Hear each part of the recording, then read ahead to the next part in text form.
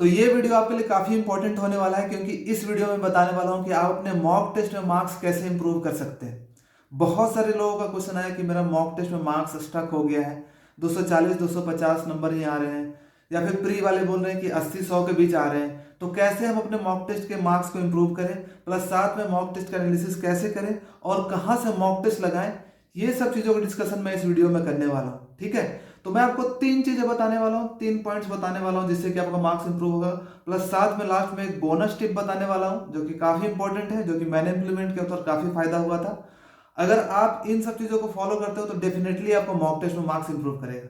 ठीक है, तो चलिए डिस्कस करते हैं, वन बाय वन करके डिस्कस करते हैं। तो सबसे पहले तो ये जानना जरूरी है कि मॉक टेस्ट में मार्क्स अगर इंप्रूव करना है ना, तो आपको मॉक टेस्ट लगाना पड़ेगा। अगर आप सिर्फ सोचोगे कि मॉक टेस्ट नहीं दे रहे हैं, मेरा मार्क्स कम आ रहा है, तो मॉक टेस्ट अभी नहीं देते हैं, अभी पढ़ते हैं 15-20 दिन पूरा सिलेबस कंप्लीट कर देते हैं, उसके बाद हम अपना ये मॉक टेस्ट देना स्टार्ट करेंगे, तो समझो कि तुम्हारा मॉक टेस्ट में मार्क्स इंप्रूव नहीं करने वाला है। आपको साथ साथ अपना सिलेबस कंप्लीट भी करते जाना है और साथ साथ अपने मॉक टेस्ट को देते भी जाना है। और सिर्फ मॉक टेस्ट देने से काम नहीं करे चलेगा, आपको मॉक टेस्ट का अच्छे से एनालिसिस भी करना पड़ेगा।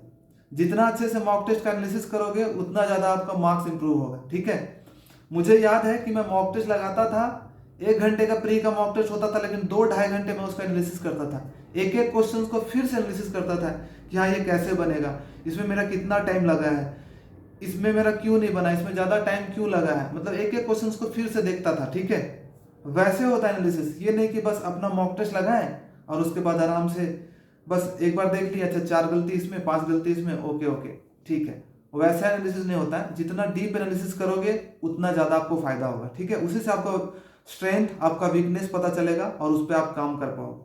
तो पहला पॉइंट ये है कि आपको मॉक टेस्ट लगाते रहने हैं और प्लस साथ में अच्छे से एनालिसिस करना है। दूसरा है कि आपको मॉक टेस्ट कहाँ से लगाना चाहिए। ठीक है, मॉक टेस्ट लगाने के लिए बहुत सारे प्लेटफॉर्म्स हैं। ठीक है, तो आपको जो भी अच्छा लगता है आप वहां से लगा सकते हो। स्टार्टिंग में अगर आप ऑनलाइन नहीं दे सकते तो आप ऑफलाइन भी बुक बहुत सारे होंगे, वहां से परचेस करके दे सकते हो। लेकिन जब आपका एग्जाम नजदीक आए, अगर एग्जाम का 1 महीने 1.5 महीने बाकी है, तो आपको लाइव मॉक टेस्ट जरूर देना है। ठीक है, और लाइव मॉक टेस्ट के लिए मैं बोलूंगा कि आप ओलिव बोर्ड का लाइव मॉक टेस्ट जरूर देना। ठीक है, क्योंकि उसमें बहुत सारे बच्चे एक साथ देते हैं, तो तुमको अपना लेवल पता चलेगा सभी बच्चों में। सैटरडे संडे को एकदम फ्री होता है लाइव मॉक टेस्ट, आराम से ओलिव बोर्ड का देना। और बाकी जो प्लेटफॉर्म से तुम अपना मॉक टेस्ट लगा रहे हो लगाते रहना, लेकिन लाइव मॉक टेस्ट जरूर देना है, उससे तुमको अपना लेवल पता चलेगा बहुत सारे बच्चों में। ठीक है, तो ओलिव बोर्ड का आप जा सकते हो, उसका लिंक मैंने दे दिया है, वहां पे क्लिक करोगे, रजिस्ट्रेशन करके आप आराम से उसका मॉक टेस्ट लगा सकते हो। लेकिन याद रखना है कि सिर्फ मॉक टेस्ट लगाना नेसेसरी नहीं है, इंपॉर्टेंट नहीं है, उससे ज़्यादा इंपॉर्टेंट है कि आप उसका अच्छे से एनालिसिस करो कि आपका कितना मार्क्स आ रहा है, कौन सा सेक्शन में कितना मार्क्स आ रहा है, कितनी गलतियां हो रही है, कौन सा सेक्शन वीक है। और एक मॉक का कॉपी बना करके जो क्वेश्चन नहीं बने उसको नोट डाउन कर देना, ताकि बीच बीच में रिवीजन कर सको। ठीक है, तो लाइव मॉक टेस्ट लगाओ, उसके बाद कमेंट करना है कि आपका कितना मॉक में अभी मार्क्स आ रहा है। ठीक है, एवरेज मार्क्स में आपका कितना मार्क्स आ रहा है। अब चलते हैं कि तीसरा पॉइंट में क्या करना है। तीसरा पॉइंट करना होता है कि आपको छोटी छोटी गलतियों पे काम करना होता है। छोटी छोटी गलतियां क्या, मैं बताता हूं। जैसे कि आप मॉक लगाओगे तो आपको अपना कैलकुलेशन मिस्टेक दिखेगा, हर बार दिखेगा, 2-4 क्वेश्चन में कैलकुलेशन मिस्टेक दिखेगा। तो आपको क्या करना है कि कैलकुलेशन पे अपना वर्क करना स्टार्ट कर देना है। हर बार तुमको 1-2 क्वेश्चन ऐसे जरूर मिलेंगे जिसमें कि तुमने अच्छे से क्वेश्चन नहीं पढ़ा और आंसर लगा दिया और वो गलत हो गया, उस पर काम करना है। हर बार तुमको वो कैप्स में कुछ या फिर क्लोज टेस्ट में कुछ ऐसा मिलेगा जो कि गलती नहीं होना चाहिए, सिली मिस्टेक, वो तुम कर रहे हो, उस पर काम करना है। उसको इग्नोर करोगे सिर्फ, अरे यार मेरा मिस्टेक हो गया, नहीं, उसको ध्यान में रखना है कि सेम मिस्टेक दोबारा ना हो। ठीक है, और छोटा छोटा चीजों को इंप्रूव करोगे तभी तुम्हारा अपना टारगेट अचीव हो पाएगा। अब जैसे मैं बताता हूँ कैसे, कि मान लो तुम्हारा मॉक टेस्ट अभी मेंस का लगा रहे हो, मेंस में तुम्हारा 250 आ रहा है, तुम्हारा टारगेट है कि 300 पहुंचाना। ठीक है, 250 260 आ रहा है, 300 टारगेट पहुंचाना है तुम्हें, तो कैसे करोगे। तुम ये देखो कि पहले 280 का सोचो कि कैसे मैं 280 पहुंचा सकता था। तो 280 पहुंचाने के लिए यानी कि तुमको सिर्फ 8 क्वेश्चन भी सही कर लोगे, 8 या 10 क्वेश्चन भी एक्स्ट्रा हो जाते तुम्हारे सही, तो आराम से तुम्हारा लगभग 300 के करीब पहुंच जाता। ठीक है, वो कैसे पहुंचता,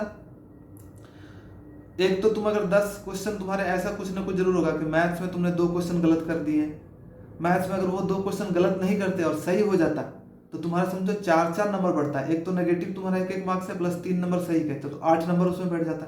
इसी तरह से इंग्लिश में एक आध सिली मिस्टेक हो गए उसको भी अगर तुम नहीं करते तो वहां से भी तुमको 8-10 नंबर बढ़ सकते थे। उसी तरह से रीजनिंग में भी 1-2 क्वेश्चन गलत हो जाते हैं और उसी तरह से जीके में भी 1-2 क्वेश्चन। अगर सबको छोटा छोटा 2-2 क्वेश्चन को इम्प्रूव करने का ही सोचो ना तो तुम्हारा मार्क्स काफी इंप्रूव हो जाए। इसलिए ऐसा मत सोचना कि बहुत ज्यादा इंप्रूव करना एक ही बार में। पहले सोचो कि सिर्फ 2 ही क्वेश्चन हम कैसे इंप्रूव कर सकते थे अपने मैथ्स में, रीजनिंग में 2 क्वेश्चन और सही कैसे कर सकते थे, इंग्लिश में 2 क्वेश्चन और कैसे सही कर सकते थे, और जीके में कहाँ पे वर्क करें कि 2 क्वेश्चन और मेरा ज्यादा सही हो। ये छोटा छोटा टारगेट करोगे और उस पर थोड़ा सा काम करोगे तो अपने आप इंप्रूवमेंट होगा। तुम जब मॉक लगाओगे तो तुम्हें पता चल जाएगा कि मेरा अलजेब्रा का क्वेश्चन हर बार छूट रहा है, मुझे अलजेब्रा को 3-4 दिन देना चाहिए और इंप्रूव करना चाहिए। फिर देखोगे कि कंपाउंड इंटरेस्ट, सिंपल इंटरेस्ट का क्वेश्चन बन जा रहा है लेकिन कंपाउंड इंटरेस्ट का क्वेश्चन हमेशा छूट जा रहा है। कंपाउंड इंटरेस्ट पे 1-2 दिन वर्क किए, पूरा अच्छे से गूगल से वीडियोस देखिए, अपना नोट्स कॉपी देखो, उस पर प्रैक्टिस किए और उसके बाद देखो उसका बनने लगेगा क्वेश्चन। तो ऐसे छोटा छोटा टारगेट करके चलोगे तभी तुम्हारा इंप्रूवमेंट होगा। और प्लस साथ में मॉक का कॉपी जरूर बनाना है। जब भी मॉक टेस्ट लगाओ तो एनालिसिस के समय जो भी क्वेश्चन 3-4 क्वेश्चन मैथ्स के हो, रीजनिंग के हो, जो नहीं बने उसको कॉपी में लिख लिया करो सॉल्यूशन के साथ, और बीच बीच में 2-3 दिन पर इसका रिवीजन करते रहो, तभी तुम्हारा धीरे धीरे करके इंप्रूवमेंट होगा। और मैंने एक लास्ट में बताया था कि आपको मैं एक टिप्स बताऊंगा जो कि काफी इंपॉर्टेंट है, और वो है कि आपको अपना मॉक टेस्ट का मार्क्स को ट्रैक करना है। ट्रैक मतलब हर मॉक टेस्ट में कितना मार्क्स आ रहा है उसको आपको लिखते जाना है एक डायरी में। मैंने एक डायरी बनाया था, मॉक टेस्ट नंबर 1 मेरा मार्क्स मैथ्स में इतना, इंग्लिश रीजनिंग जीके में इतना, और टोटल इतना आया है। और मेरा टारगेट भी मैं लिखता था साइड में कि मेरा टारगेट इतना है, मतलब गैप कितना है मेरे पास। मान लो मेरा टारगेट था 170 नंबर, मेरा प्री में टारगेट था, मेरा 140 आ रहा, तो 30 नंबर का गैप। तो अब मैं टारगेट करता था कि हाँ 30 नंबर का गैप क्यों आ रहा है। 1-2 पॉइंट फीडबैक भी लिखता था कि हाँ तुम अगर इंग्लिश में इंप्रूव कर दोगे पैसेज तो तुम्हारा 2 नंबर बढ़ जाएगा, थोड़ा सा तुमको अलजेब्रा इंप्रूव करने की जरूरत है, ज्योमेट्री इंप्रूव करने की जरूरत है, ऐसे करके फीडबैक लिखता था हर बार। और हर बार ट्रैक करता था कि मेरा कितना आ रहा है, अच्छा इस वाले मॉक टेस्ट में इतना, इसके बाद वाले में इतना, इसके बाद वाले में इतना। तो इससे जब तुम ट्रैक करते हो ना तो अपने आप धीरे धीरे करके 8-10 मॉक टेस्ट के बाद तुम्हारा मार्क्स इंप्रूव होने लगता है। ठीक है, तो ये वाला लास्ट वाला टिप्स जरूर अपनाया करो। ठीक है, जो मैंने बोला है उसको जरूर अपनाना और उसको देखना, और पेशेंस रखना।